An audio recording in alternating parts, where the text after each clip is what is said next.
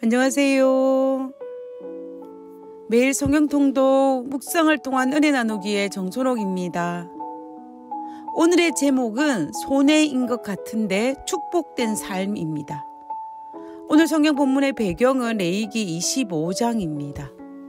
레위기 25장 21절에 내가 명령하여 여섯째 해에 내 복을 주어 그 소출이 3년 동안 쓰기에 족하게 하리라.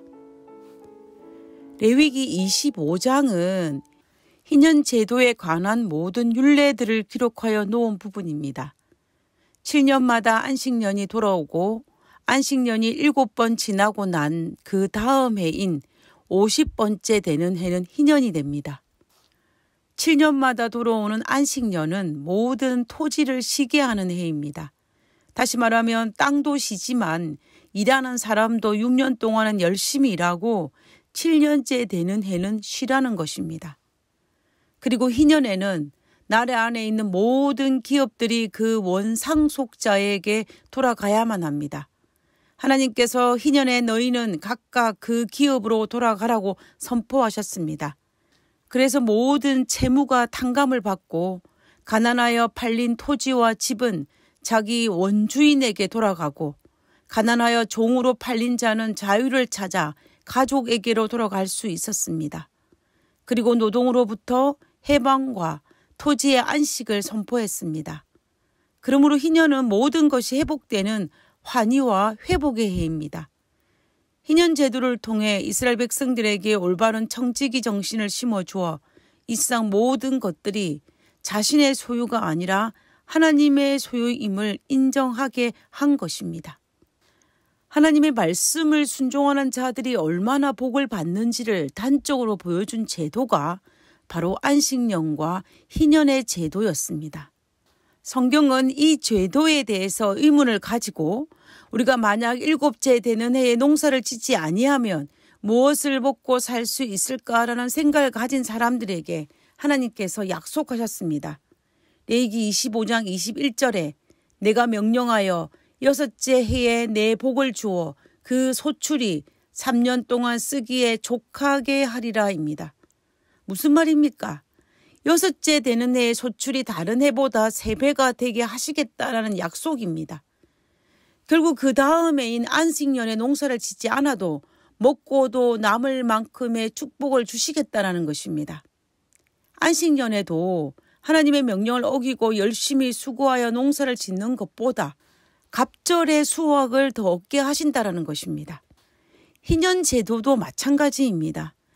하나님께서는 안식년과 희년 제도를 지킴으로 말미암아 그들에게 더 큰 풍성한 축복을 주시고 그뿐만 아니라 그들에게 영원히 서로를 사랑하며 하나님을 의지하며 공평하고 평화로운 삶을 살 수 있도록 약속하셨습니다. 그렇다면 이스라엘 백성들이 가나안 땅에 들어가서 안식년과 희년을 잘 지켰을까요? 그렇지 못했습니다.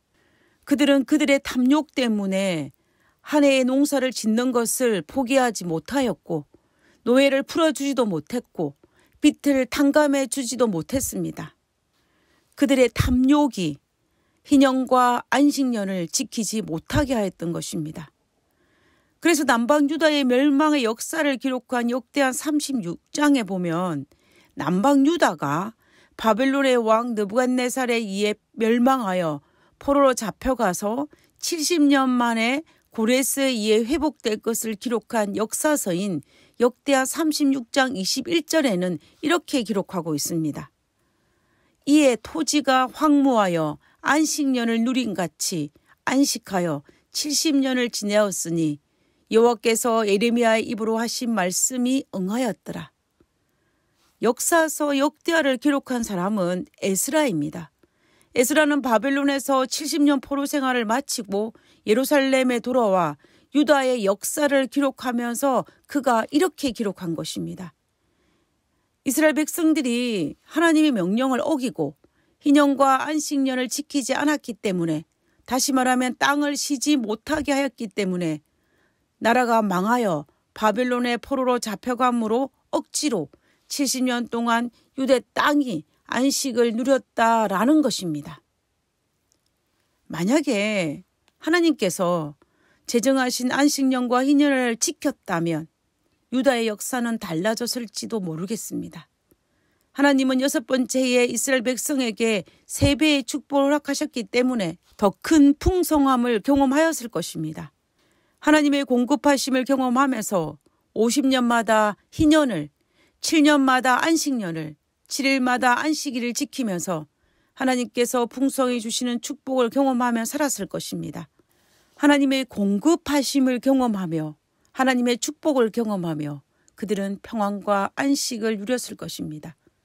하나님의 나라도 훨씬 부강한 나라가 되었을 뿐만 아니라 하나님의 정신을 이어나갔을 것이고, 그러므로 유다는 바벨론에 의해 멸망당하지도 않았을 것입니다. 그래서 우리가 잘 먹고 잘 살기 위해서 안식일을 범한다면 결국 안식일의 축복을 상실하는 것입니다. 더 큰 축복을 위해 안식일을 범하지만 실상은 6번째 해에 3배의 축복을 받지 못하기 때문에 결국 하루의 축복을 잃어버리게 되는 것입니다. 하나님의 명령은 언제나 우리에게 손해가 되는 것이 아니라 축복임을 알 수 있습니다. 11금도 손해인 것 같은데 축복이고, 안식일을 지키는 것도 손해인 것 같은데 축복이고, 안식년을 지키는 것도 손해인 것 같은데 축복이고, 희년을 지키는 것도 손해인 것 같은데 축복인 것입니다. 결국 하나님의 말씀을 순종하는 것은 손해인 것처럼 보이지만 축복이라는 것입니다. 우리 모두 2021년도에는 축복받는 한 해가 되기를 바랍니다. 그러기 위해서는 우리는 무엇보다도 하나님 말씀에 순종하여 하나님께서 우리에게 주시기를 원하시는 그 복을 받아 감당할 수 있도록 하나님의 말씀에 순종하는 것이 필요합니다. 우리는 이것이 손해인 것 같지만 축복받을 수 있는 비결입니다. 하늘에 계신 저희들의 아버지, 우리에게 축복하여 주시기를 너무나 바라시는 하나님을 나의 하나님으로 섬기게 하심을 감사드립니다. 어리석은 나의 생각대로 살아감으로 하나님께서 주시기를 원하시는 그 축복을 잃어버리는 자의 삶을 살지 않도록 도와주시옵소서. 하나님, 순종함으로 말미암아 당신의 축복을 받아 누리는 삶을 살 수 있도록 도와주시옵기를 거룩하신 예수님 이름으로 기도드렸습니다. 아멘.